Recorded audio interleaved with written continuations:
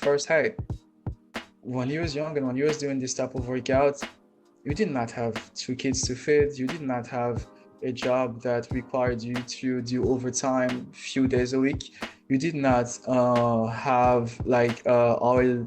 You're not married. You did not have any sort of marital responsibilities. Right. So before you start to be a superhero and try to be the person you was before, it is better that you embrace who you are now and that you take things easy one step at a time and that you do something that is going to empower you into your lifestyle and that is not going to drain you necessarily. Being able to clearly define your fitness goals is crucial towards achieving those goals. In today's world, many people engage into fitness activities without the real knowledge or the real definition of their goals, their specific goals. Why do you work out? Why do you start running? Why do you want to lose weight? Why do you go to the gym? Why? Some have become, because of the existence of social media, has become so that I can showcase my body. But is it really a good option? Is that a really good vision to have towards embarking while you want to embark, if you want to embark on a fitness journey? In today's episode, I have Christian, who is a nutritional coach in China and is the founder of 1% Better Health Consulting, which is a company engaged into fitness and as well as wellness, meaning nutritional issues as well. And Christian is coming to the episode, and it's actually the second time, right? We did a previous episode where we called it 1% Better, where we were talking about daily habits that can help us become better. And today we want to try and help you understand what is the importance of fitness. Is fitness really important for our personal development? And how to set clear objectives towards your goal, and which one is the correct mindset to get into to start your fitness journey with. If you're new to the podcast, remember this is the SelfSeed podcast and it is sponsored by OC Outdoor Products Company Limited, which is a company specialized in products and services in sports, athletics, fitness, and outdoor adventures. So be sure to head on to www.ocgroup.com to see which product would fit you in your next adventure. But furthermore, which service will help you go for that next adventure, all right? Don't forget, subscribe. There's like that subscribe button somewhere. If it's on YouTube, it's like down here. If it's on, you know the subscribe button. Help me by subscribing and commenting, letting me know what you think of the episode, the content of the episode, and furthermore, did you find it useful? And would you have a certain direction that you would want, a certain topic that you'd want me to talk about in the next episode? So yeah, let's get into it. All right. Welcome back to the podcast. And Christian is already here. He's already ready to share some, gemstones. Yeah, he's ready to share some gemstones, especially about physical fitness in relation to personal development, which is majorly what we are going to talk about today. You know, most of you people are doing it wrong. And so we have a professional to tell us where you are doing it wrong, right? And be sure to take a cup of tea or water. As you see, he's also taking a cup of tea or water. Yeah, welcome Christian. Welcome back to the podcast. How's it going, man? Super nice to be here again since February, I believe. What was last time? Yeah, it was February. Since we last recorded the previous episode. And to the listener, me and Christian did one episode called 1% Better. And I hope you can check that out as well. And Christian shared a lot of stuff. So how have you been, man? Welcome to the podcast, and it's good to have you. And today I thought maybe I should bring you again to talk about fitness, because I guess people sometimes do it wrong, and you're here to correct them. Isn't that right? As you do every day. Sure, yeah. It's a daily mission to kind of spread the truth and to create things that everyday people could relate to and that they could apply into their lifestyles, because and just like what you said earlier, like you are doing it wrong. I think there's a lot of, like misalignment, as well as false beliefs, as well as misinformation, as well as non-applicable stuff that is out there on the internet.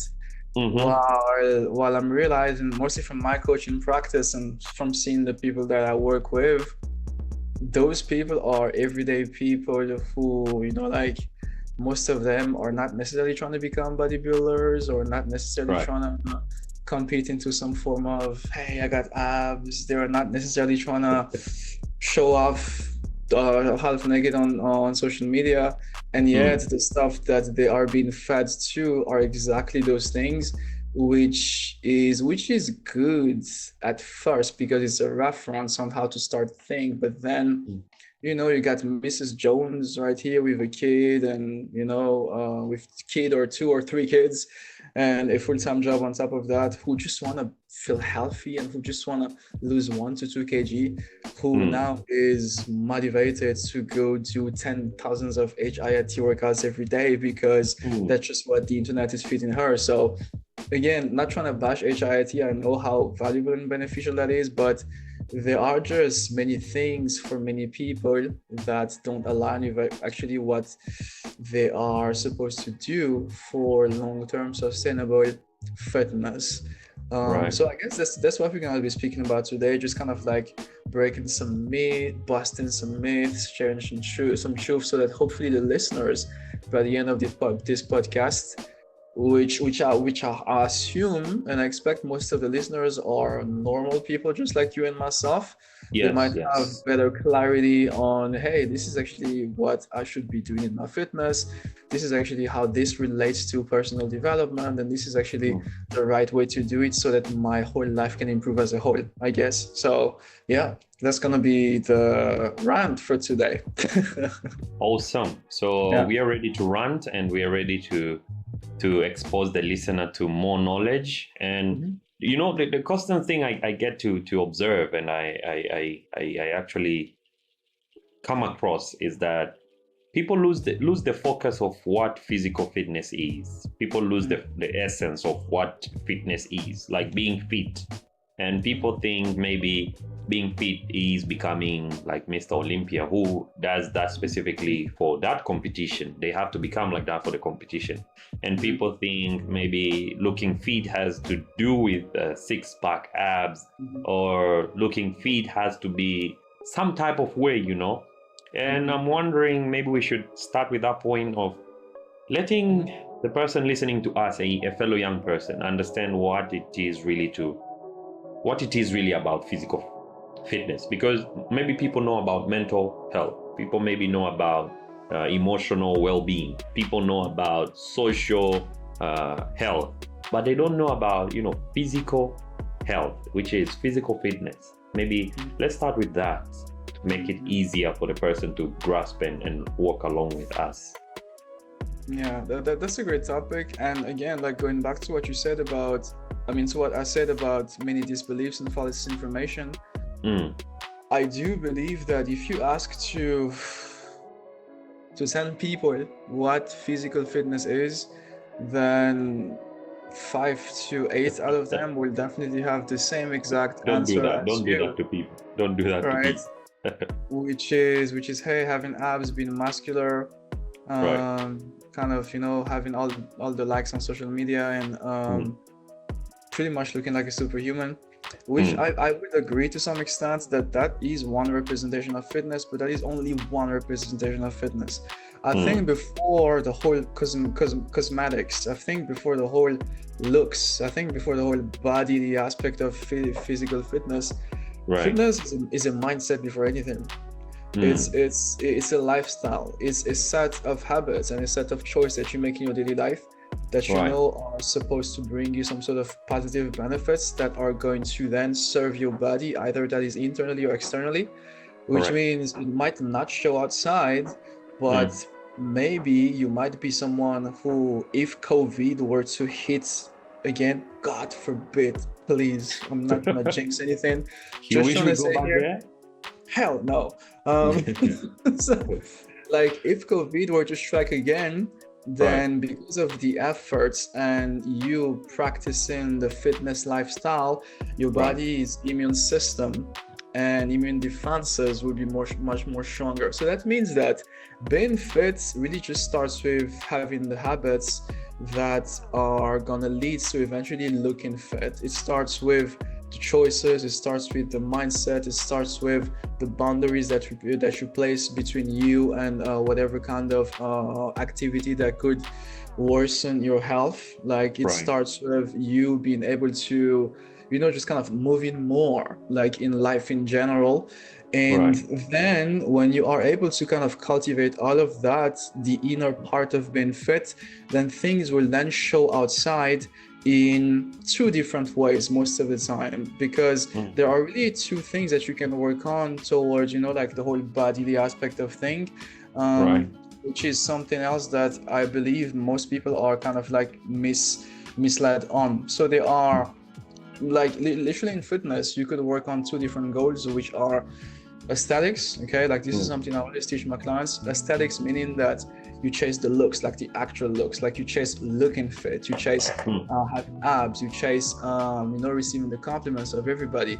So you're gonna follow a certain workout routine, a certain diet that is going to mainly be rich in protein, mainly be focused and like really emphasized on strength training, because that's what your body reacts better to in terms of building itself and transforming. And then there is another type of fitness which is more related to performance, athleticism, being a badass on the basketball court, being LeBron James. If you compare LeBron James to Mr. Olympia, you would say that both of them are fit in some ways. Like because LeBron James might not be fit in terms of what he lifts or what his shoulders look like when he's half naked, but he's fit in terms of his longevity. And the dude is 40, I believe, and he still dunks on 20 years old kids. Like that's just crazy when you think about it. So he's fit in a sense where he's super athletic and his longevity is just top notch, and he's fit in a sense where he has a lot of stamina. And so you look at that, and you also look at CrossFit athletes, which don't necessarily care about look, but ironically they kind of look good too. But what they really focus on the most is power, performance, being able to like really lift heavy stuff, go through races. So these people are going to be the people who have more kind of like a high carbohydrates, fat diet, and training more focused on HIIT kind of stuff, which is going to be different from the first group of people. So then there's actually a third group, which is pretty much the lifestyle health person. This person, you might not necessarily see it on their abs, you might not necessarily see it on the basketball court. However, this person might be, the most glowy and the most energetic dad. When he goes to fetch his kids at school, he's able to lift the kids up, while all the other dads are barely catching up with their kids, not able to run around with their kids. He's the dad that is able to, kind of like last slightly longer compared to his peers when they go play flag football, those kinds of things that are a result of him pretty much just practicing and cultivating healthy habits that are supposed to lead him to there. So I guess to reply to the question, fitness, physical fitness and being physically fit really just starts with specific sets of actions that you take in your daily life, meaning that being fit is actually a process. It's actually the process. I think that's what matters the most. And then based on how focused and how invested and how much you pour into your process, then the results show on your body in terms of, are you gonna look better naked? Are you gonna perform like LeBron James on the basketball court?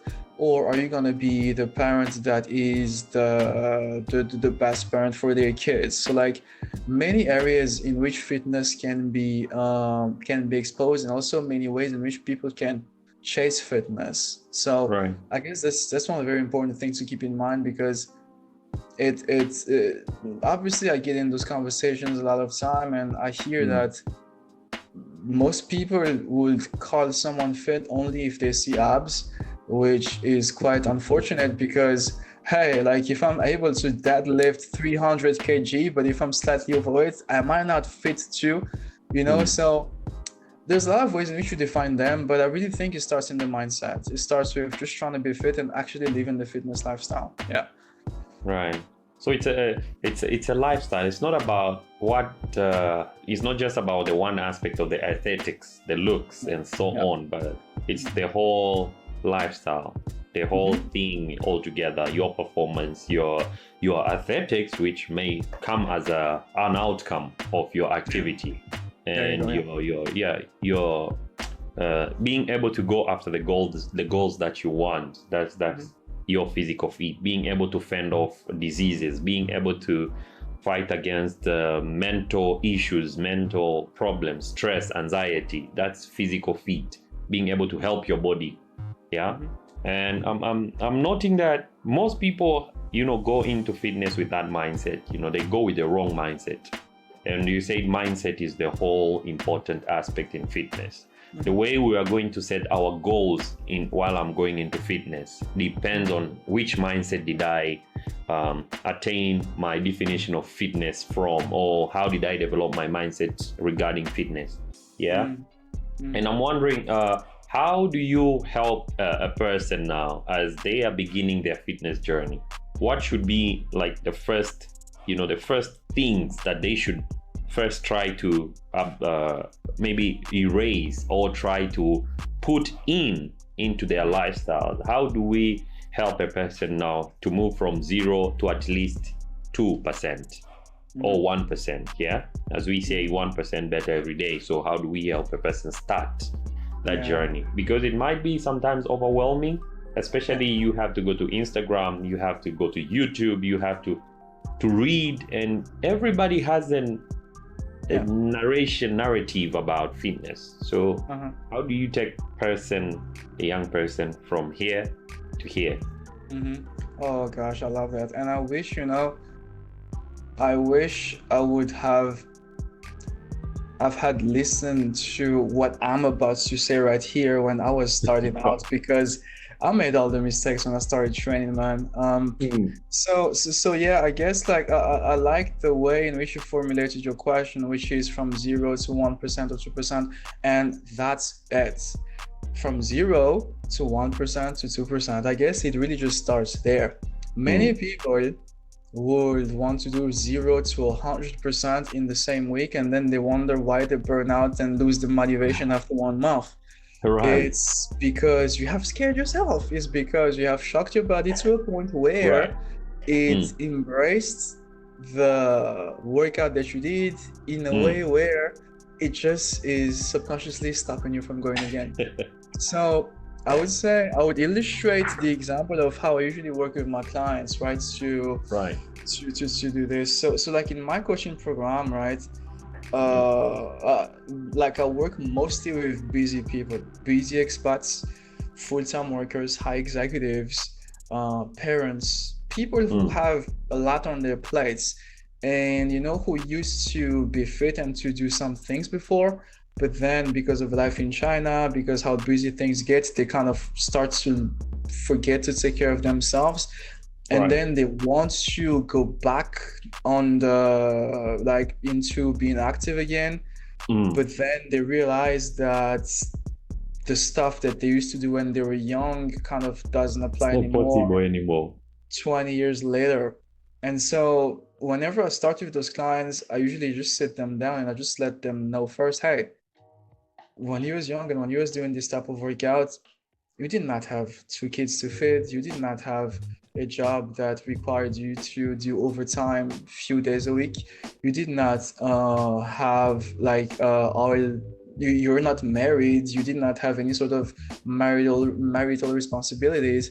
So before you start to be a superhero and try to be the person you was before, it is better that you embrace who you are now and that you take things easy, one step at a time, and that you do something that is going to empower you into your lifestyle and that is not going to drain you necessarily.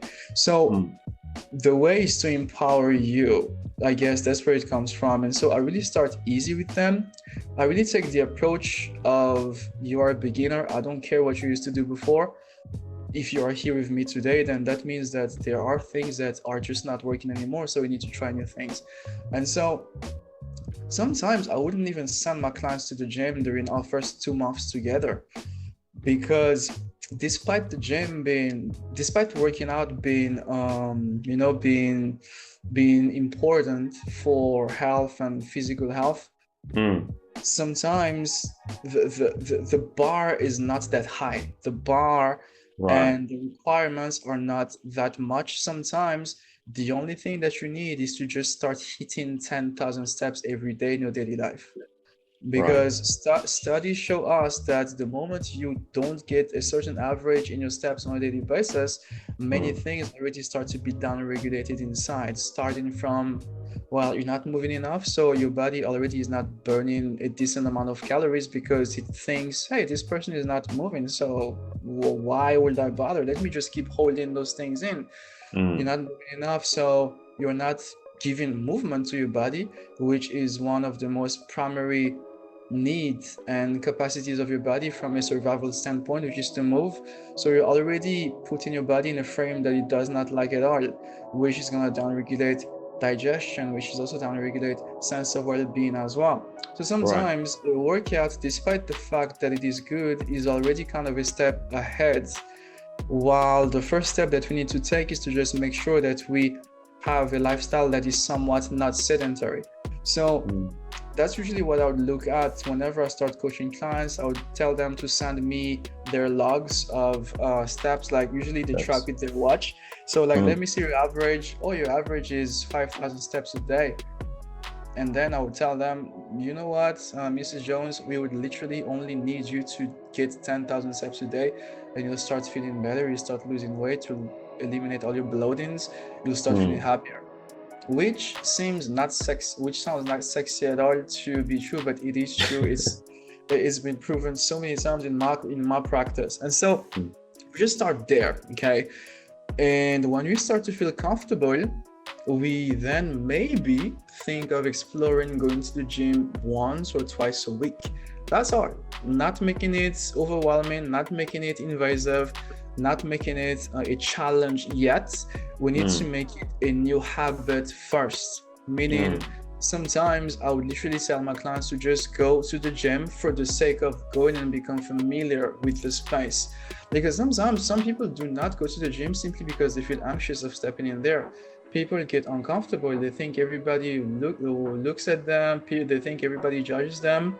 And so sometimes it's that ice that you need to break at first. So the way for me to help my clients get 1% more familiar with the gym is just go in there. I designed the workout for you that is normally 45 to 1 hour. But if you only do 15 minutes of the workout, I'll be happy for this week if you only do that. So it's really just about taking a minimalistic approach towards working out. And then with time, what you find is that, because again, this is in my coaching practice, okay, I don't know how anybody else thinks or how anybody else works, but I really try to empower and give a lot of ownership to my clients. And so I would just tell them, hey, do whatever you feel like doing. Do not feel forced to go for some PRs or do hard things. Just try to, go in there, just get used to the place. Then after 1 or 2 weeks, they will come back to me and they will say, is it okay if I stay longer in the gym? Is it okay if we make things slightly harder? And I'm like, okay, cool. So when that question comes from them, that's how you know that they have became comfortable with it. And then my job as a coach is to still kind of canalize and kind of like jauge that energy that they have, because usually when they get a little bit excited, that's when they do a little bit too much at the gym. And so you still need to kind of like put them in some sort of controlled format in which they will go train slightly harder, still 2 times a week, but in a controlled manner. And then with time, as the 2 times a week workout starts to feel easier for you, you can then implement a 3rd time a week workout, 4th time a week workout. But for normal people with a 9 to 5, with a normal life, who just want to look better, get healthier, I'll never recommend anybody to go to the gym more than 4 times a week. You could do 5 times, but my compromise with my clients who want to get active too very often is your nutrition needs to be perfect and your recovery needs to be perfect, because we need your body to be well supported for all that stress that you're creating. So that would be it, really. If you're new, then I would really just recommend you to just look at your steps and just fix yourself a certain goal of step. So every morning when you wake up, go walk, catch that sunlight, get some vitamin D in. It's going to be great to regulate your sleep later on in the night. It's also going to give you a certain sense of momentum. After your meal at lunch, go get another walk. It is going to be great to stimulate your digestive tract. It is going to avoid you from having any sort of blood sugar crashes, which is going to leave you sleepy for the rest of the afternoon. At night after your dinner, go out as well. 10 minutes, 10 minutes, 10 minutes, 3 times a day. That's already 30 minutes. You do that over the course of a week. You have already added 210 minutes of movement to your body's capacities, right? And if you are, however, someone who already moves a lot, and this happens usually mostly with ESL teachers, they move quite a lot. They do 20,000 steps every day, which is madness. Then I would literally directly jump to the workout. Like, look for a way to at least go to the gym once a week, twice a week. And I really insist on once a week, twice a week, because what the person is going to do during these workouts is full body workouts. It's going to be about hitting everything every time they get there, so that they get what you call enough frequency to create a certain stimuli and signal that will be enough to make their body change and progress. And then for the rest of the week, they can still have a life, you know? And so full body workouts will be important. 2 times a week, I also like that because it gives you enough time to recover. And if you are an A-type super driven person and that you are being given a limit of 2 workouts a week, then you're actually gonna be doing and training super hard and making these 2 workouts count, which might actually elicit more benefits compared to going every day and half-assing everything. So full body workout, and then as you feel comfortable with that, you do that for like 1 month at least. And obviously, like, in addition to the workout, you try to also work on nutrition. Proper nutrition is important with fitness. You cannot outwork a bad diet, but you can out-diet a bad workout. Meaning you could do like the most simplest, the most random, the most easiest workout ever, and just kind of like push yourself at 10% at the gym. But then, like, eat your proteins, eat your veggies, choose the right carbs, choose the right fats, and your body will change. So that also makes me go back to what I said earlier. For beginners, this is another reason why there's not much rush to go to the gym, because you could be going in there but live like a complete asshole and like eat bullcrap every day. Nothing will happen, you know? So that's also one of the reasons why I really take it easy with people. Like, hey, let's just do whatever at the gym, but let's work hard on this aspect right here. And then with time, everything will slowly come together. And based on how I coach people, right? By like month 2, month 3, we got a person that loves the gym, that is not scared about going there, that does not need motivation to go there because they have already built it within their new sets of habits, and that is not dreading the gym because they have done things according to really what their time, their energy, their fitness level allow them, and also because they have controlled nutrition, so now they are actually fit and really just enjoying the whole process, as opposed to someone who will come out of nowhere from the couch directly to the gym every day trying to do HIIT workouts. That could help. Yes, sure, HIIT workouts are good for cardiovascular health, but the way that stresses out the body, and mostly if your nutrition is not on point while doing HIIT workout, then that could very likely backfire and just send you back to ground zero afterwards, which will be the same as not going anyway. So like, why rushing? Doing 1% to 2%. You literally said it yourself. You need to find ways to ease yourself into the gym, and remember that whatever you do at the gym is whatever you do outside of the gym that completes that. So that workout that you do, the 2 times a week to 3 times to 4 times a week maximum, always needs to be supported with healthy lifestyle. done with the aim to take care of yourself and to support and to fuel your body every day if you want to get some form of results. Powerful, That was powerful. long. That was long. You made me dig a rabbit hole right there, bro. that was long and informative. I'm pretty sure for someone who is listening, perhaps some points were touching them directly, you know, because I hope so. but you mentioned very important things, because for you to start on your fitness journey, you have to transform your mindset. You have to think differently. As well, you have to fuel for that adventure that you want to embark on. And you have, I think, one of the key things, you didn't market it that well, but you indirectly marketed it, is reaching out sometimes to professionals to help you, you know, fast track your plan and see that, okay, you want this, but let us evaluate. You know, there's that wellness assessment. Professionals are created, or they have started to be able to help you do that. Know that I want this goal, and you know, set the SMART goals, but is it realistic? Is it time bound? And is it achievable? That's very nice.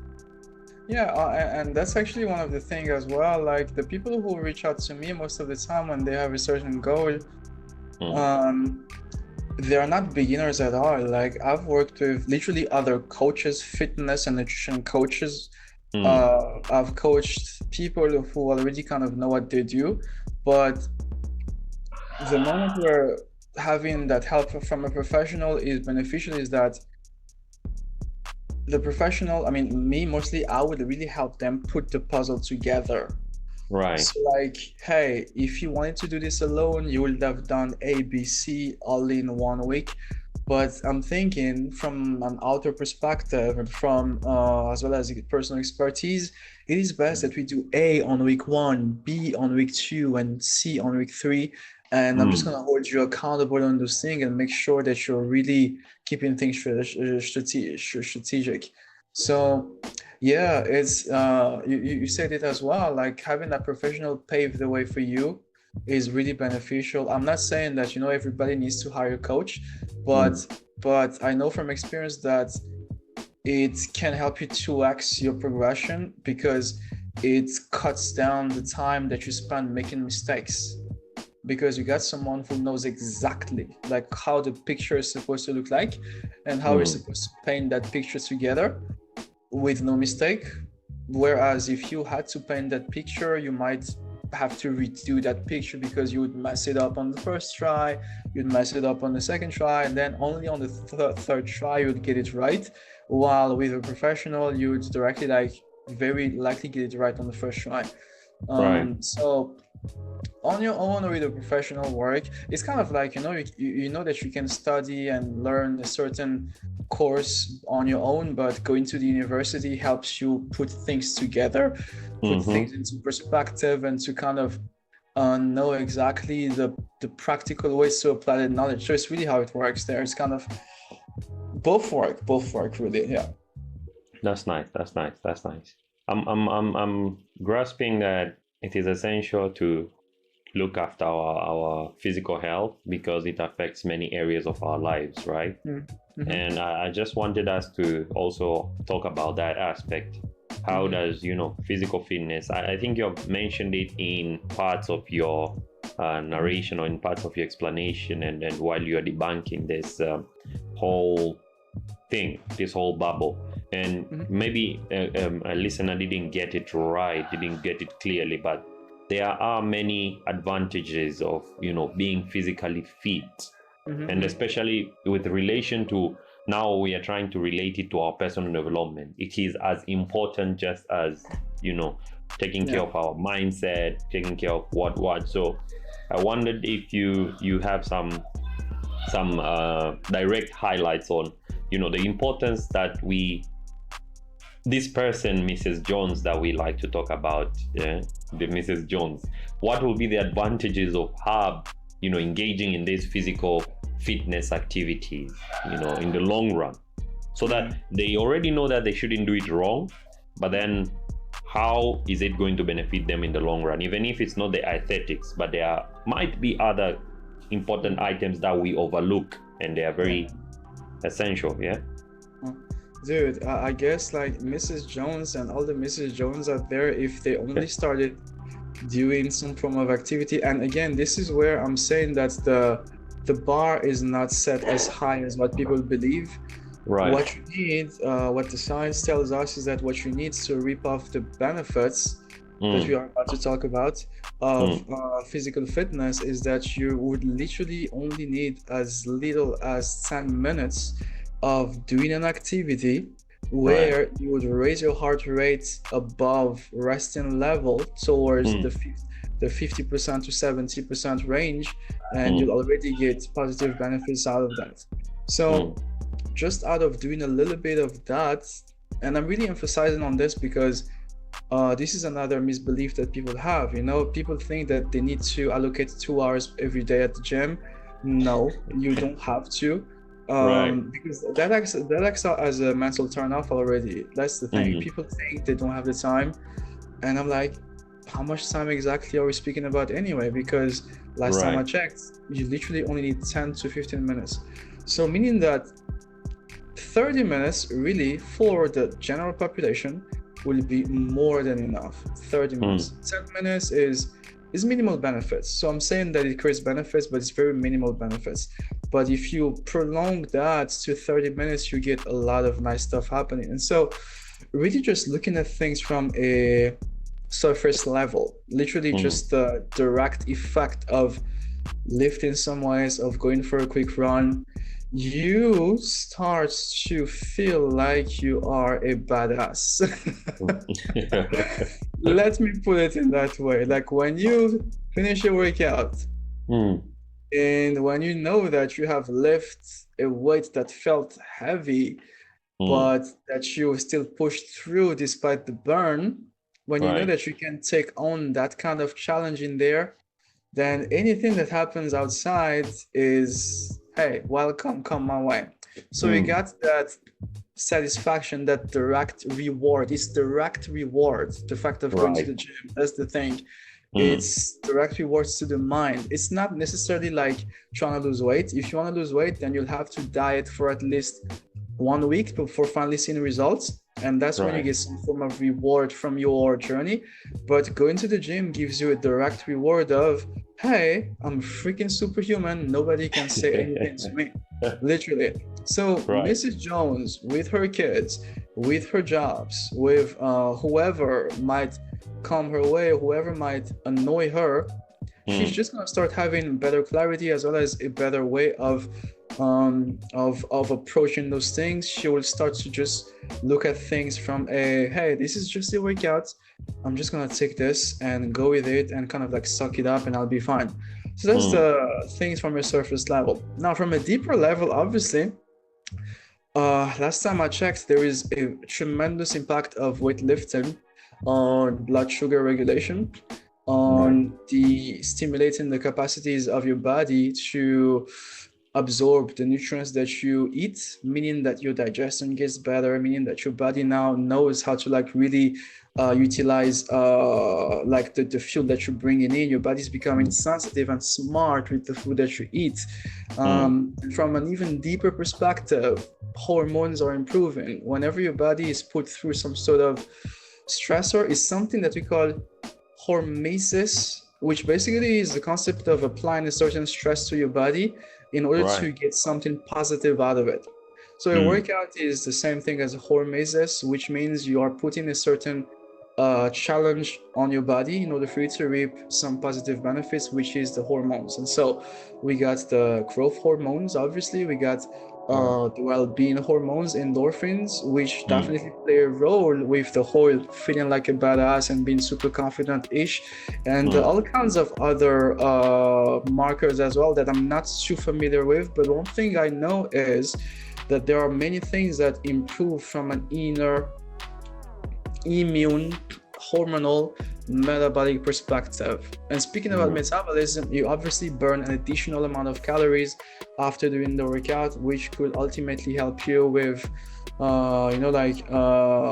losing weight, or maybe whatever, maybe you had like a slightly heavy meal the day before, And Right. now your body knows what to do about that meal. It is not just gonna keep the meal and bloat your stomach in, but it is gonna know how to metabolize the meal into energy. So Right. many things could happen. That's the thing that happened from a more deeper perspective, short term. So Right. now, when you keep doing that, when you keep going for your workouts long term, when you consistently get those quick mental rewards, when you consistently stimulate your body, when you consistently stimulate your hormonal profile, you Yeah. obviously start to change. You obviously start to feel better in your skin. You obviously start to pretty much just actually feel healthy. Like I've had Yeah. many people, man, like that I've helped, that I told them to start just going to the gym more regularly, and you would literally see that they would start to feel happier, like literally happier, more confident, happier, less bloatings, less inflammation, less pain in their body, less Right. back pain, better sleep quality, more ability to sleep, libido, sex drive, all of those things improve. And so I think we would all agree that all those things that I just cited contributing to making a person super happy, mostly the sex drive part. Let's be real. Let's be real. We all desire a fulfilling sex life. If not sex life, then a relationship life at least. And the fact of actually cultivating and improving your physical health contributes greatly to those things. So, like going back to Mrs. Jones, I know that Mrs. Jones, if she starts to go to the gym at least once a week, she might not see the changes on the outside, but there are many mechanisms and process that are going to start happening on the inside that will make Mrs. Jones feel 5 to 10 years younger, that will make Mrs. Jones feel more able to deal with her toxic boss, that will make Mrs. Jones feel like she can make more time for her kids and for her husband, whom feel like they are being neglected because Mrs. Jones go back home tired every night and just sleep and drink her wine. Things that will make her feel able to now not drink wine anymore, to now not have to look for comfort into food, but choose the right food to fuel herself. So all of that then will literally shape her identity, which then might get her to, if Mrs. Jones is single, she might be able to go back on this dating market. If Mrs. Jones is looking for a new job, she might be able to have that uplifting energy, charismatic energy for a new job application. If Mrs. Jones has a certain side hustle, a passion, she might now, since she goes to the gym and put herself through challenging workouts every day, she might now be willing to take the challenge of entrepreneurship and also going through that journey. So there are many things that could happen as a result of just doing 1 to 2 workouts a week that last not longer than 30 minutes. So this is for all the people listening and who think that they need to spend 2 hours at the gym every time. It is not true. You are not trying to become Miss Olympia, Mr. Olympia. You're just trying to feel and look good better, and look better. And so the bar for us, and I'm including me in the process because I'm also a normal person. I just want to, I just want to look like I lift. That's art. Like I don't want to, I used to have abs before, didn't help me pay my bills. I don't see the point. I used to be, because I come from a background of basketball, right? So I used to be really lean and shredded. I'm not saying that I'm just fat now, but I definitely have become less obsessed with abs and more obsessed with functionality and strength. And so that's why I'm saying, even me myself, I don't train more than 4 times a week. But the moments where I train, I make it count because quality matters more than quantity, So yeah, personal development, I hope I answered the questions as regards to the different ways in which, working out could manifest in our personal life as well as, our self-esteem and all of that stuff as well. Yeah. You answered. Don't mind. You answered. Thank you for the thoughts you have shared with me and the listeners. I hope the listener also got a thing or two, and they enjoy listening to you explaining this concept and correlating them with, our practical life, because it's not a life in a movie. It's not a life in what, it's a real life. And being able to redefine your constraints, being able to redefine your goals. This will help you to live a happier and become a better you, a healthier you. So yeah, thank you very much, Christian. Thank you for sharing these awesome insights. Thank you again for having me here. It is that moment again where you get now to market yourself, share with people. Maybe they are now interested in 1% better consultation. So so I mean, if the people listening have not guessed already, then I live in the world of health and nutrition and fitness, and I'm on a mission to actually help and empower expats get back on top of their health and fitness. So that could be weight loss, that could be improving blood markers, that could be improving the relationship with food, anything that touches the topic of food, lifestyle, mindset, and workout. I help people with that goal.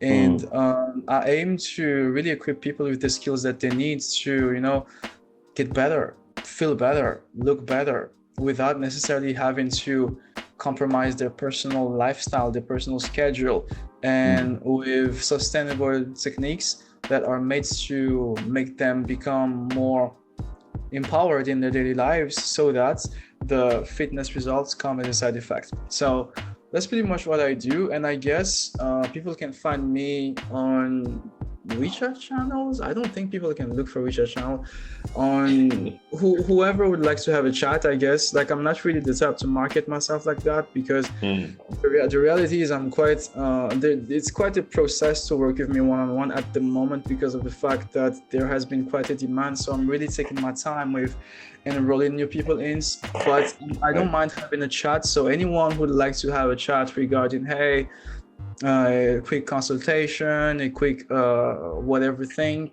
I'll be glad to help. And so you can find me on WeChat. My ID is NF Christian. Just shout me, send me a message, let me know that you have listened to the podcast that I did with the Iman today. And yeah, I'll be free to have a quick chat. So yeah. All right, guys, you got a code, a coupon to go to Christian and have a quick conversation with him about your next goals, about your fitness.